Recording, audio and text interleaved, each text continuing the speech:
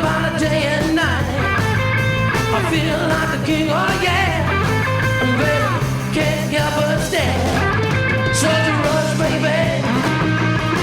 Oh, when you touch me, baby. Ladies and gentlemen, guys and dolls, cats and chicks, you're listening to Viva ENT, rock, pop, and soul. And today we're talking about one of the greatest rock bands and one of my favorite rock bands of all time, Pink Floyd. But and this is here, Devin the Pig Dude.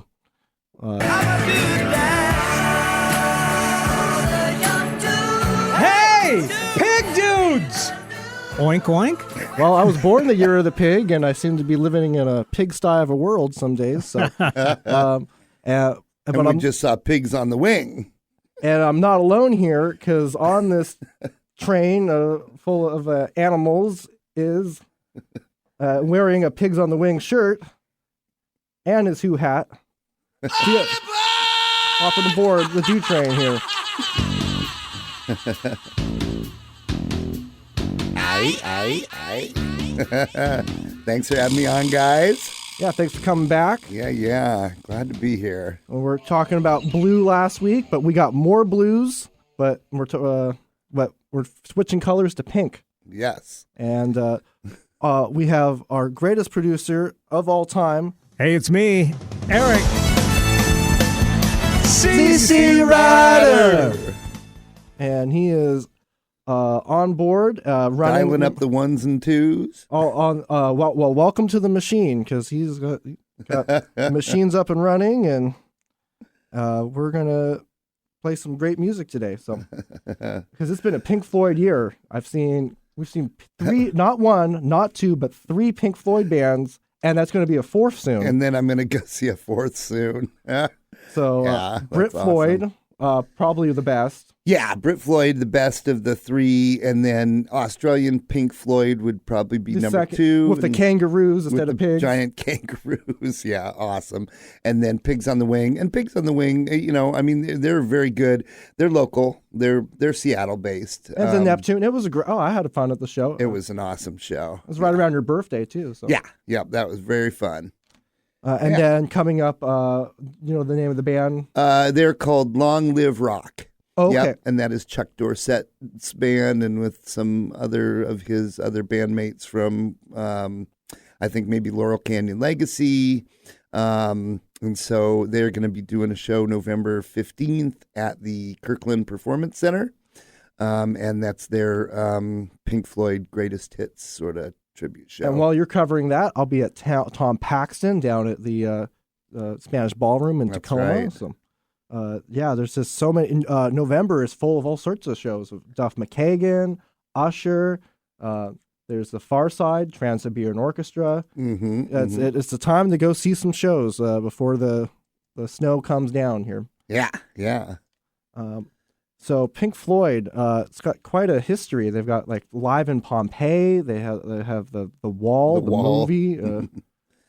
Yeah. And they did some soundtracks back in the day. They did some soundtrack work with Zabriskie Point and more, and a few other ones as well. So we've seen tributes. Have you seen The Real Thing? I have seen The Real Thing. Now, I will qualify that and say that I did not see Pink Floyd when they had Roger Waters in the band. I really wish I had, of course. But I was lucky enough to see them on the very last official Pink Floyd tour in 1994, the Division Bell tour. And they did not stop in Seattle that tour. So I had to drive up to Canada to see him up in Vancouver, BC at the BC Place. That's where I saw the Rolling Stones this summer too. Yeah, awesome exactly. venue. Yeah. And it's a fun venue to go up to and see. I saw Pink Floyd, the Stones way back in the day in the 1990 there. I saw the Who up there, but Pink Floyd, great show. And very cool because, of course, they played the song, Welcome to the Machine. Shine On You Crazy Diamond is what I really wanted to say. And they put the big miss screen up during Shine On You Crazy Diamond. Was it parts 1 through 5, and then they went to 6 through 9? Yeah. They did it all in one I think they did That's a good question. I don't remember which parts they did. They probably did it all. But during that song, I remember they put up some of Syd Barrett's sort of B-grade movie stuff, because that was one of the things that Syd was dabbling in when he sort of started pulling away from the band a little bit. And of course, that song is a tribute to Syd.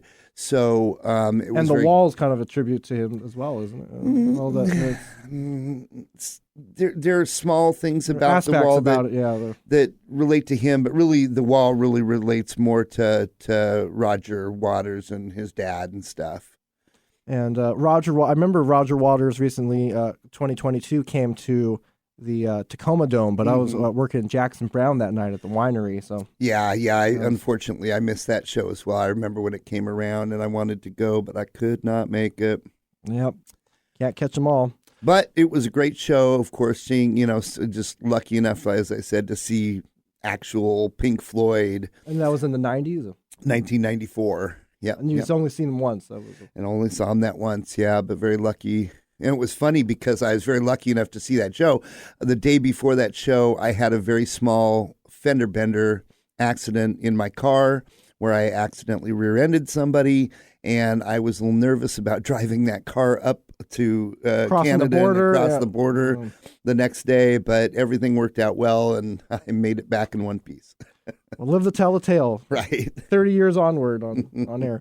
So, Eric, you have a Pink Floyd. You've seen any iteration of them? I've only seen live footage. I haven't seen them live because, to be fair, they've had such a long and varied career with different members of the group taking the lead at some point. I'm a fan of the early days with Syd Barrett. Mm-hmm. Now, he was gone by 68 because of struggling with mental illness issues. So, I wasn't even alive in time to catch the lineup of the band that I would have liked to seen live. So I never did see them, with the other members of the group taking the leads. But the music lives on, of course, and it is so interesting the way that it's taken these different directions over the years, depending on who was in charge at the time. Yeah. Or I like playing "I Wish You Were Here," but it's like, which part do I play? There's kind of multiple. It's like they're kind of harmonizing. So yeah. I really liked "Wish You Were Here." That was probably top song. So. Oh, that's absolutely a great one. That's one of the ones that I actually can play on guitar. That's one that I can play as well. Yeah. They started out in 1965, and the first single that came out in 1967 was Arnold Lane, which I still think is a great tune. Had a strange hobby, collecting clothes, moonshine, washing line. They suit him fine. On the wall hung a tall mirror, distorted view, see through baby blue.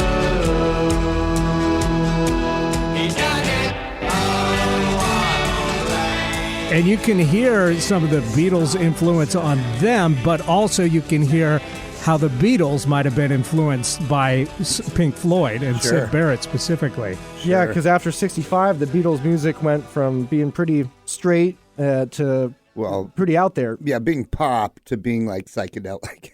Yeah, and Pink Floyd were psychedelic from jump. Yeah, from the get-go. And See Emily Play was the second single from them.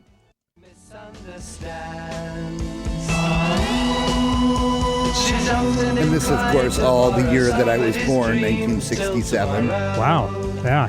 And this was a top 10 hit for Pink Floyd, and really put them on the map in the UK. Mm-hmm. It was number 6. It didn't chart in the US, but they were kind of bubbling under at that point over here. Right. And interesting that they later became this huge arena band.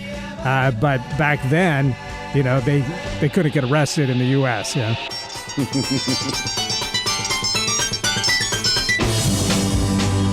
Soon after dark, Emily cries, gazing through trees in sorrow, hardly a sound till tomorrow.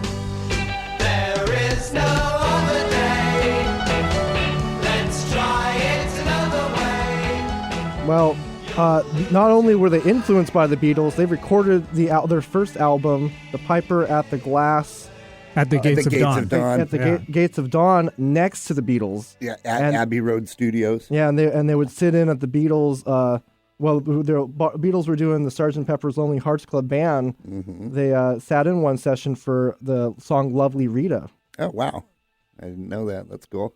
So there are a lot of influences right there. I mean, when you're hanging out with rock stars. And the Piper at the Gates of Dawn, by the way, is a chapter in the book, The Wind and the Willows. So, oh, right. Yeah, they incorporated that title from that book. A classic. Very cool, very cool.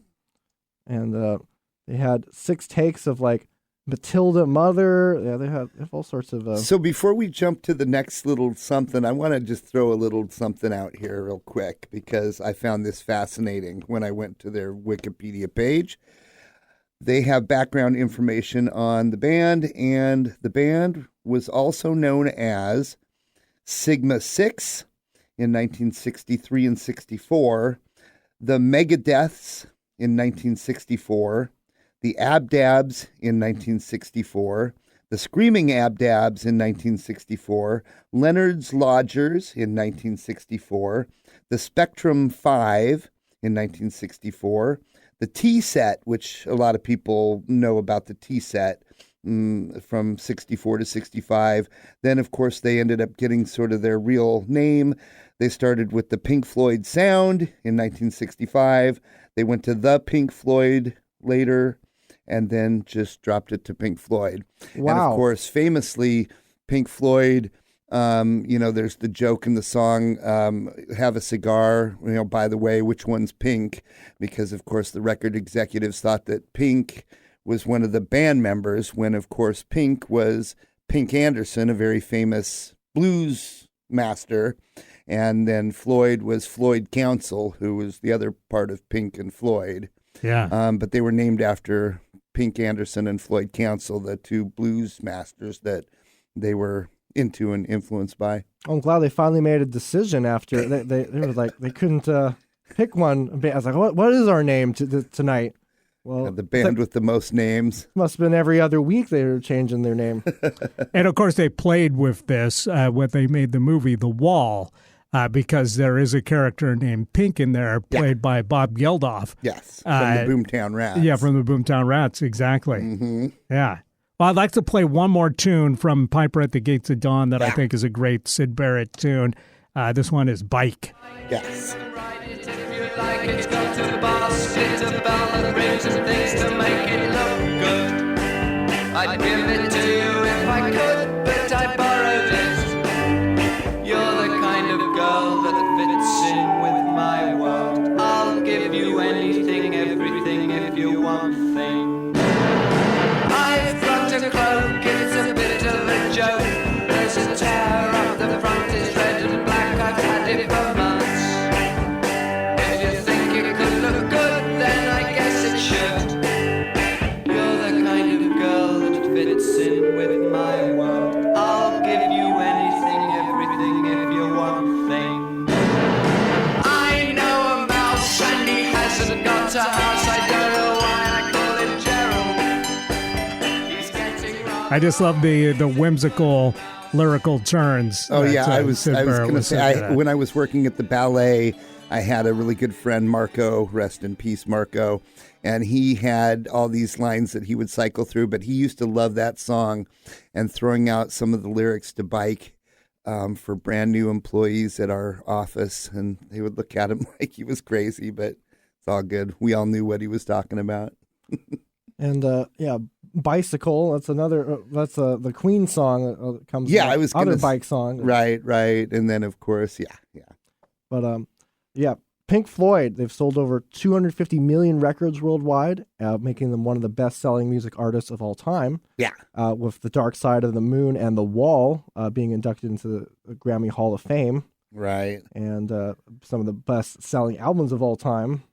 And it's interesting that they did that without having too many hits. Hit singles, I should say. Of course, their albums were big and sold a lot. But over the years, if you look at their chart success, it was really between, See Emily Play in 1967, which was a number 6 hit in the UK. You got to go all the way down to Another Brick in the Wall, really, in 1979. Well, Money, it was a hit in the U.S. For them. Went to number 13, but I don't think it was released in the UK. Okay. Because it didn't chart at all, and you would think that it would have. But they had, they had singles all along the way, but I guess people were just buying the albums because something like... well, they did actually, they didn't release as many singles as a lot of bands did.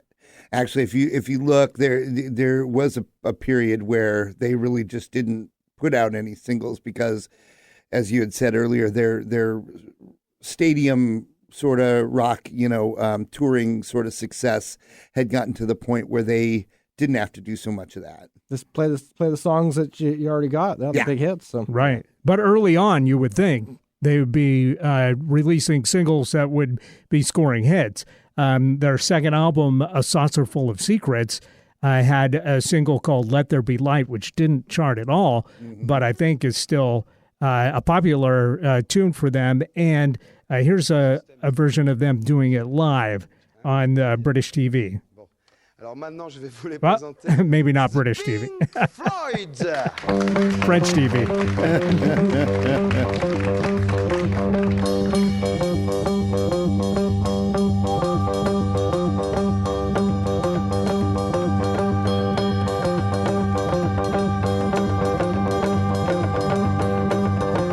Now, this was an early Roger Waters song. When he was starting to take over for Sid. Yeah, but also features David Gilmour doing vocals. Along with Rick White. Standing by for vocals.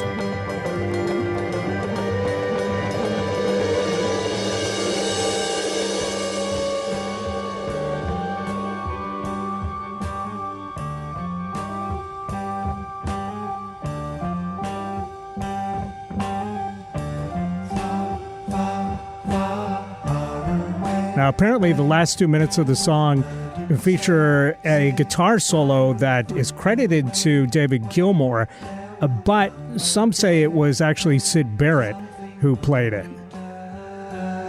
Hard to know unless you were there. Yeah, well, their manager, Andrew King, who was there at the time, says it was Syd Barrett, so who knows? Sid paid him to say that. Right.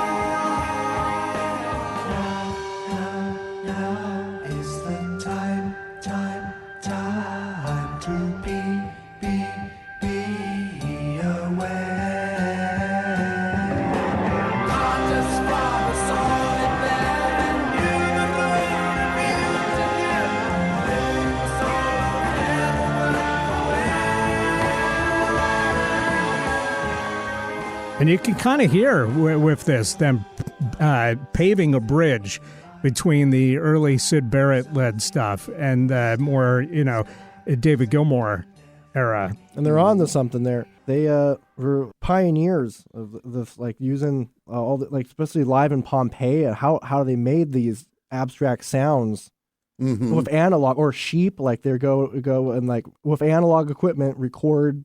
Yeah. Animals and different things, sound effects. And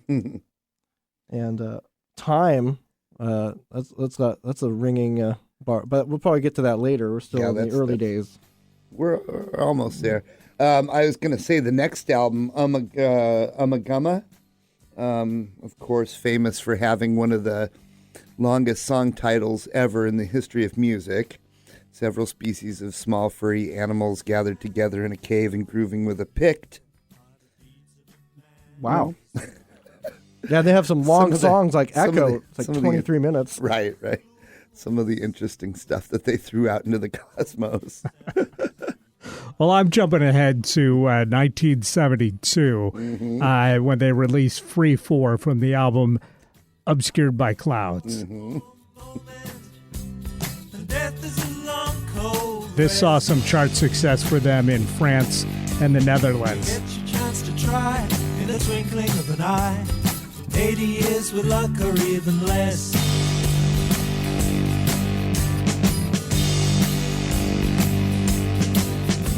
So all aboard for the American tour, and maybe you'll make it to the top.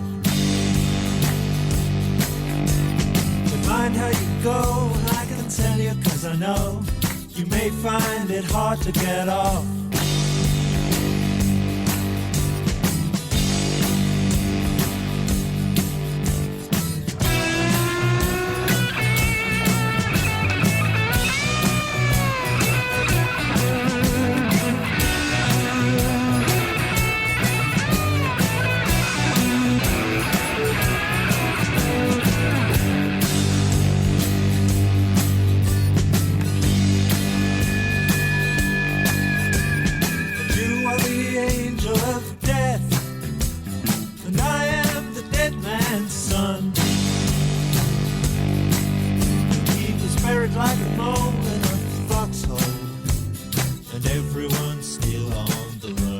This is a really interesting one. The more traditional folk almost sounding song structure that with just heavy, guitar distortion layered on top definitely would have gone on to influence bands like the Jesus and Mary Chain, for instance, who took more like a Beach Boys song structure and then layered that with, sonic distortions and explosive guitar noise and feedback and stuff. So Pink Floyd were doing some really interesting stuff at the time. It doesn't always work, but it is interesting and pioneering. Certainly experimenting with the science of sound and rock and roll. Oh, yeah.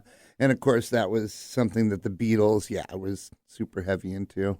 So then they met up with Alan Parsons at Abbey Road, and they made one of the greatest albums of all time with Dark Side of the Moon.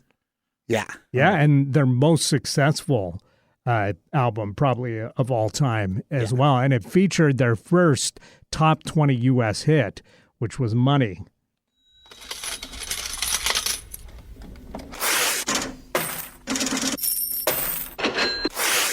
Which in 1973 went to number 13. And this song is in 7 times.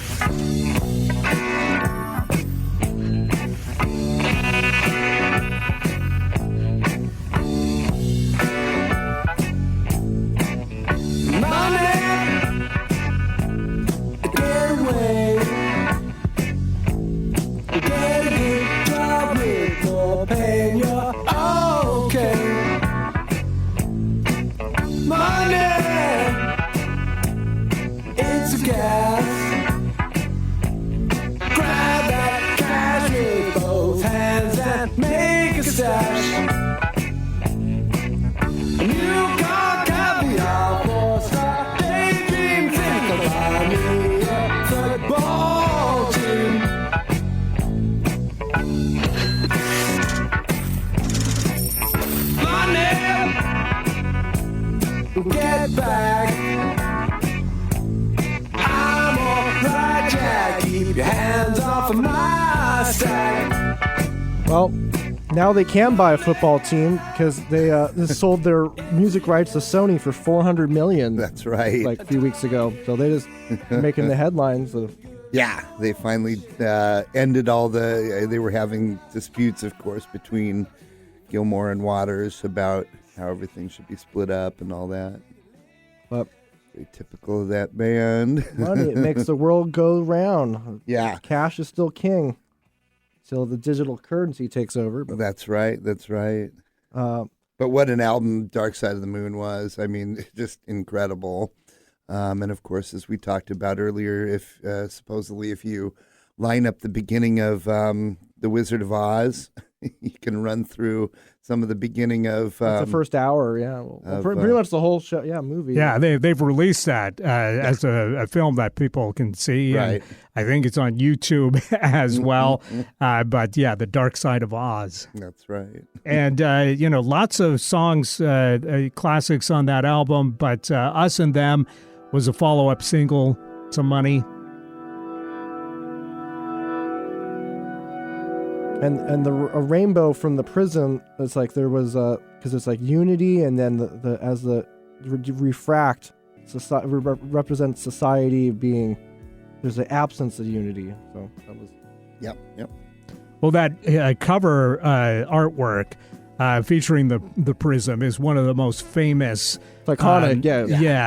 of all cover time art ever. Absolutely, yeah. I mean, it's like the Pink Floyd prism and the Joy Division Unknown Pleasures cover. The landscape. I mean, those are probably yeah. competing with like the two greatest T-shirt designs of all time. You know, as far as rock music goes. And then, of course, maybe Steal Your Face for Grateful Dead. Not familiar with that, but I'll look it up. Oh, that's what my tattoo is based on. Oh, okay. Yes, that's basically the skull, the logo. Yeah, the Grateful Dead logo. Sure, that was one of their album covers. Yeah, as well. that's up there. Yeah.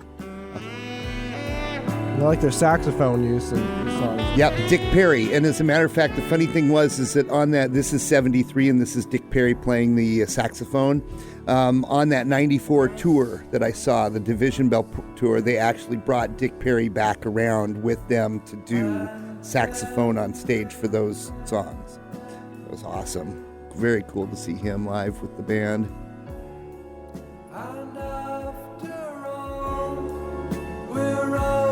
Of course, this is one of their first songs about war as well, which would become a big theme for them. And it's still relevant to today, unfortunately. Yeah, with the song they just put out.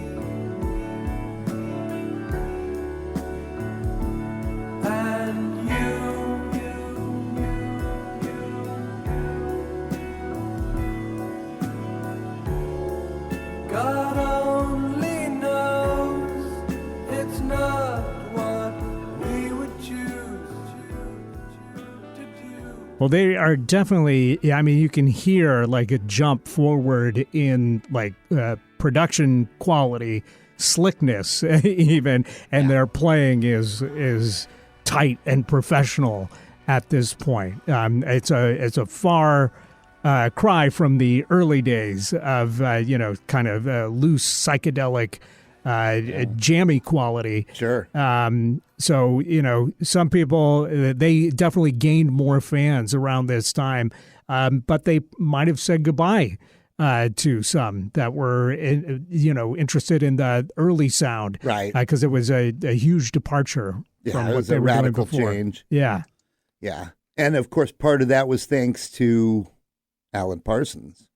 Right. Who helped him, engineer that album and produce it and stuff. And each member of Pink Floyd except Wright boycotted the press release of Dark Side of the Moon because the quadraphonic mix had not been completed, and they felt that presenting the album through a poor quality stereo PA system was insufficient. Yeah. Yeah. And it best with headphones with that album. Yeah. And then famously when they went to do their next album, Wish You Were Here, they invited Alan Parsons to come back and help him engineer that album. But at that point, he was already starting to have big success with his own band, Alan Parsons Project. And so he politely turned him down. And in, a related note, in 1996, Alan Parsons came around on a tour. And I was lucky enough to see him at the Paramount in Seattle. Fantastic show. Oh, you saw Alan Parsons? Alan Parsons, Yeah, and it wasn't billed as the Alan Parsons Project on that particular tour. I mean, it was, in essence, that's what it is, but it was just billed as Alan Parsons. But boy, it was a great, and he opened up the show with Dr. Tar and Professor Feather from Edgar Allan Poe. He was a big Edgar Allan Poe fan. He did a whole album at one point with Poe poetry and stories and stuff. Wow. Yeah. Well, Pink Floyd and Alan Parsons were definitely full-on progressive rock at this point, and this gave the punks something to rail against. I mean, famously, Johnny Rotten was cited in the street with a homemade "I Hate Pink Floyd" T-shirt, which got him into the Sex Pistols. Yeah. They said, "Hey, that guy looks interesting," and brought him in for an audition. Pink Floyd's not out there enough for me, so I got to do something even more chaotic. Yeah, I think the punks were thinking like, this is too bloated, this is too big, this is mainstream, too conceptual, this is too mainstream. Yeah. So the unfortunate side of that is some really interesting music got ignored by people that might have been interested into it as well. But I think in retrospect, a lot of people have looked back and said, hey, this is not too bad. Yeah. And the big follow-up to The Dark Side of the Moon was Wish You Were Here, which is the album that really is a big tribute to Syd Barrett, who had left 7 years later, and it features a 9-song suite of Shine On You Crazy Diamond. And here's the title track, Wish You Were Here. Never sung about the war.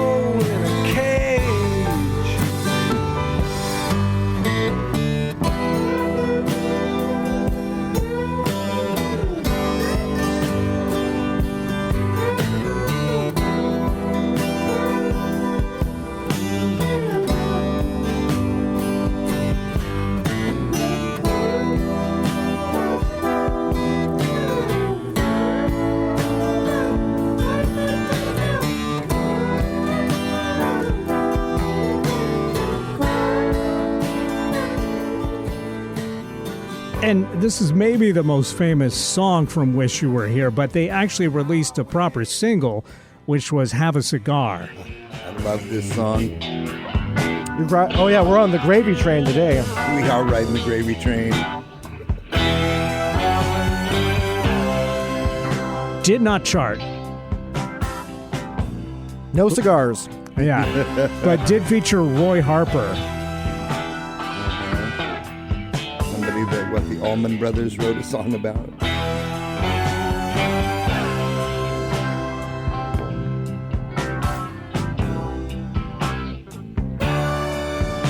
And of course, this is their song thumbing their nose at the record industry. I think maybe part of the issue with Pink Floyd songs not charting was the length of them. Yeah.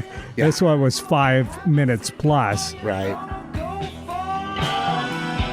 That's one of the shorter songs. Right. I was going to say that. Which is why it was a single. Right.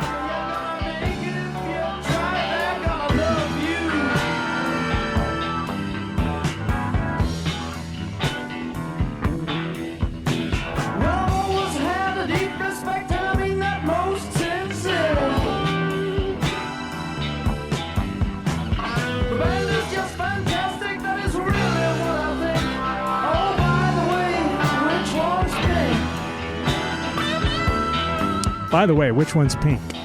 Anderson.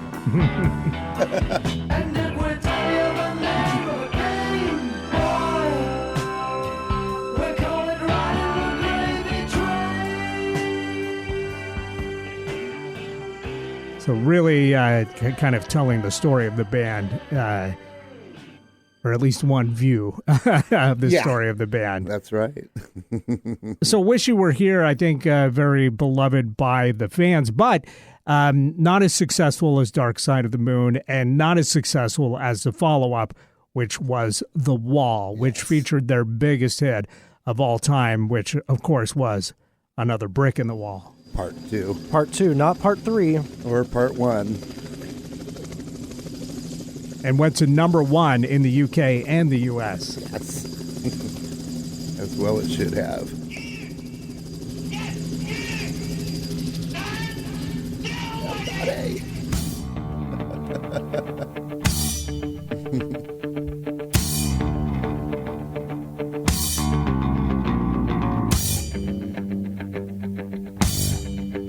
Listen to that heavy bass too. Totally Roger Waters written.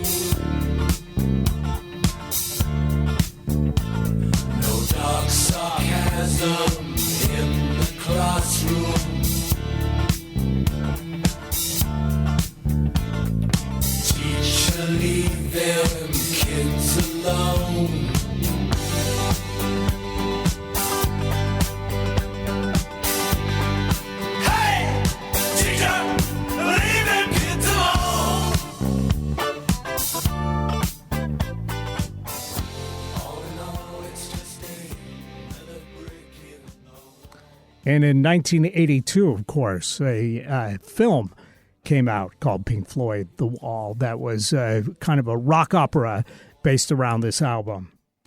And another great track from the album was Comfortably Numb. Yeah. That's a controversial but brilliant. I mean, they also have like Young Lust, which is kind of a fun one. But this is a little bit of Comfortably Numb. This song is the best. Is there anybody in there? Just not if you can hear me. Is there And this scene in the Wall movie is great. Come on now. Yeah, this and Run Like Hell were the follow-ups to Another Brick in the Wall Part 2. Yeah. But Run Like Hell charted at number 53 in the U.S., but Comfortably Numb didn't chart. I'm uncomfortable with that statement. But okay. Just the basic facts. Can you show me where it hurts? There is no pain, you are receding. A distant shit smoke on the horizon. You are only coming through in waves. Your lips move, but I can't hear what you're saying. When I was a child, I had fever. My hands felt just like two balloons. Now I've got that feeling once again. I can't explain, you will not understand. This is not how I am. I have become comfortably numb. And the two guitar solos, of course, in this song is brilliant. We have to do a show about the greatest guitar solos of all time, but That would be a good that's subject. they'll be on the list. Yeah. Here's a little bit of Run Like Hell.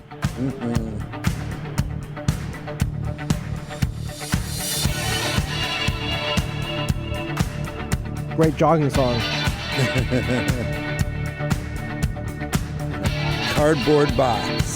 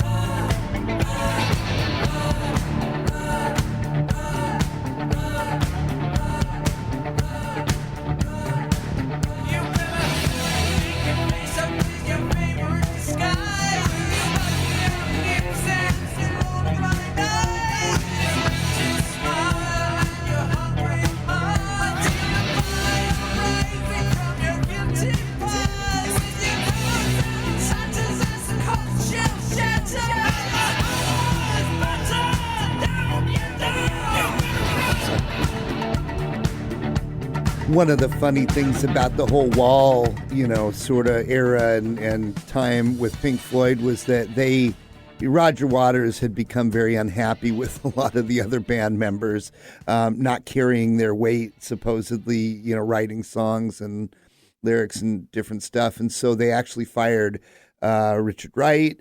And but because they needed him for the tour, they actually hired him back to come on the tour. And the funny thing was, because he wasn't actually an official band member at that point, they paid him like a salary. And because the tour lost so much money, he was the only one that made money, Richard Wright, because they actually had removed him from the band and paid him separately. Wow. Yeah. So. Right? That was one of the interesting little nuggets about the Wall era. And then, of course, later when... Because they spent so much on the production of it. Because I imagine they were playing to huge crowds. Oh, yeah. They were playing to huge crowds. Production ain't cheap, I know. And it's not cheap, yeah. And so anyway, it really cost them... they lost a lot of money on that one. And but, of course, because he was sort of insulated, he did just fine. Well, that's the downside of these huge concepts that Pink Floyd was well known for. Sure. Was that it costs money to have those big productions. Just like it sort of in a similar way with making videos for like MTV and stuff. Right. At one point became very it's like $1 million a minute or something. Yeah. While Dark Side of the Moon and The Wall made them international superstars. They were playing to huge crowds, and they kind of became a pop group, scoring actual chart hits, with their singles, which was kind of a new concept for the band. But they spent the 80s making some hits, like 1982. They scored with this song, When the Tigers Broke Free, which was a non-album single, but it's since been included in reissues as part of their catalog. So let's hear a little bit of When the Tigers Broke Free. Kind of a slow beginning to this one.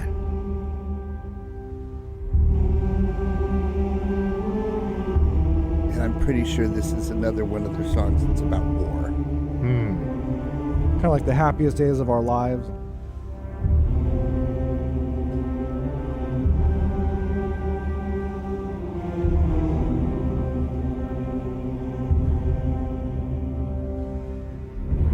It was just before dawn, one miserable morning in Black 44. 44. Right. When the forward commander was told to sit tight, when he asked that his men be withdrawn. And if you look at the cover of the album that followed this single, The Final Cut, it is ribbons basically zoomed in on.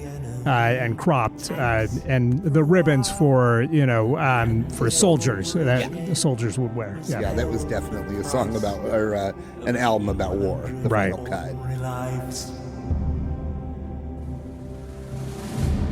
And when I said pop band, I meant in the very loosest sense, in that they were charting popular hits. I did not mean musically. Right. Does not sound nothing like Madonna. No. But they were just so popular that they could pretty much release anything at this point and it would chart. Like Not Now, John, which was a single from the final cut.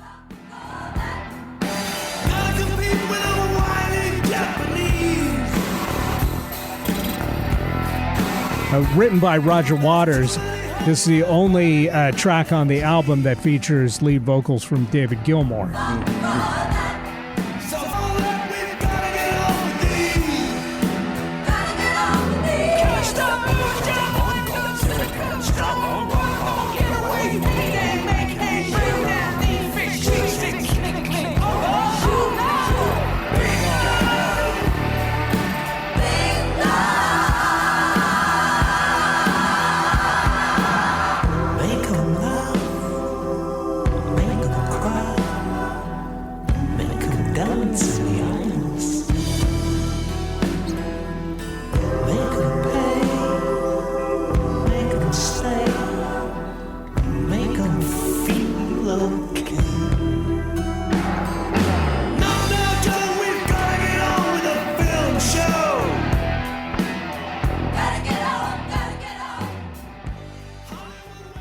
Yeah, they really had some progressive statements to make, too. Mm-hmm.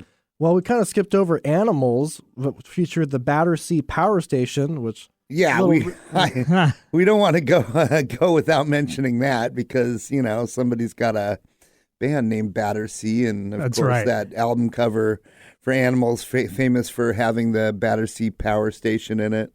Correct. Yeah. and then, Which played no part in our naming ourselves Battersea. Yeah. But it is, you know, A great coincidence. It is a fun coincidence. Yep. and they recorded the Animals at the church halls of... They bought their own little church to record in. So, but they were saying it's based on George Orwell's Animal Farm. Oh yeah, right. Course. Yeah. Yep. And this album features like 5 songs, but they're all really long, which is part of the reason why maybe it didn't have any singles. Right. Well, and except for the 2 little snippets of Pigs on the Wing, which are real short, but yeah, but the main songs are real long. And the funny thing is that, you know, before they had conceptualized the album as Animals, those songs had different titles. Like one of them was "You Gotta Be Crazy," and that was called "You Gotta Be Crazy" at that point before they renamed it to, which is that sheep or is that dogs? I can't remember. I think it's Dogs. Yes. Yeah. Dogs is one of the tracks on it, along with this one, Pigs, 3 different ones, and because of the album cover featuring a balloon pig flying over Battersea Power Station. Yeah. And the pig has become one of their logos, one of their symbols, as evidenced by Darren's T-shirt here today. That's right. Pigs on the Wing. And that's how they finished the show. Their encore was Yeah, the song. this is the encore of the Pigs on the Wing show that we just saw.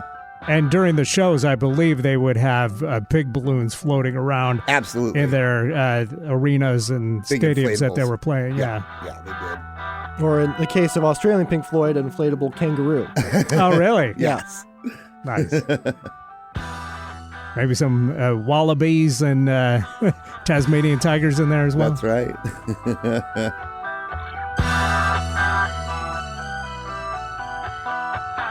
Maybe some dingoes. Pink man, sure right you are.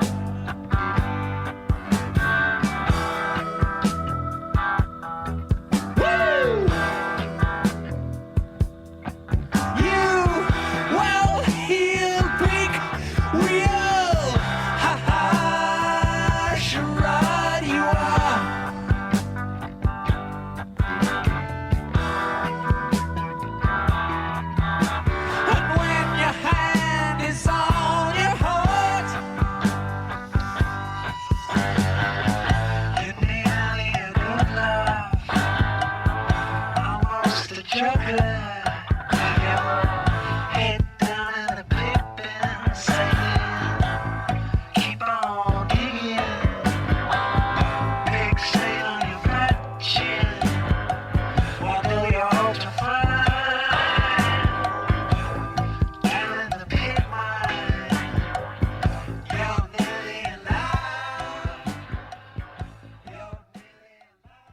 Yeah, that's we heard that also. I think the Australian Pink Floyd band played that as well. I think they did, yeah. No, that's a great song, of course. Well, what is your favorite Pink Floyd song, Do? What is my favorite Pink Floyd song? That's a good question. It might be Brain Damage and Eclipse. Okay. Yeah. I really like The Great Gig in the Sky. That is a good one. Yeah, of course, with Claire Torrey singing lead vocals on the album. But probably my number one is Money. Okay. Especially an Italian Job. That's like the new one remake they put. Do they? Yeah, I haven't watched the remake. Oh, yeah. It's fun. Yeah. Well, There's a little bit of Brain Damage. Oh, love it. And guys, because we've only got a couple minutes left here in the show, we'll have to go out here with Brain Damage. But anything else you want to say? And we could probably revisit Pink Floyd in the future because there's so much more to talk about with their enormous career. But anything you want to say as we're wrapping up today? It's good. They got quite the catalog. Well, there's Usher coming up 2 nights. The 10th and the 11th. But I'm going to see him the 11th. The 10th is the Van Morrison tribute. And then, of course, the 15th would be Long Live Rock with the Pink Floyd tribute at Kirkland Performance Center. Because we're in November now.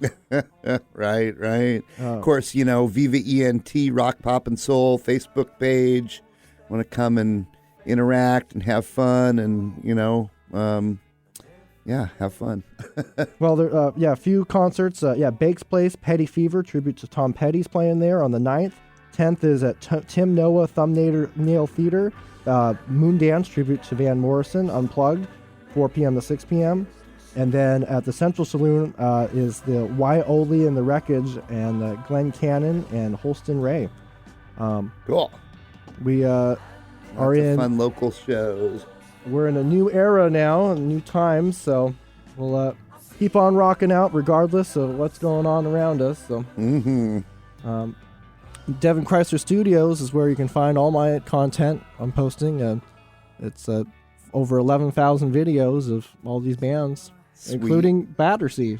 Including Battersea, that's right. I even have Always Battersea on my channel at DoTrain, YouTube/DoTrain, and I've got about 12,000 subscribers and about 6,000 videos now. Just went over the 1 million view mark. So if you haven't subscribed to either Devin's channel or my channel, what are you waiting for? Get on board. It's free.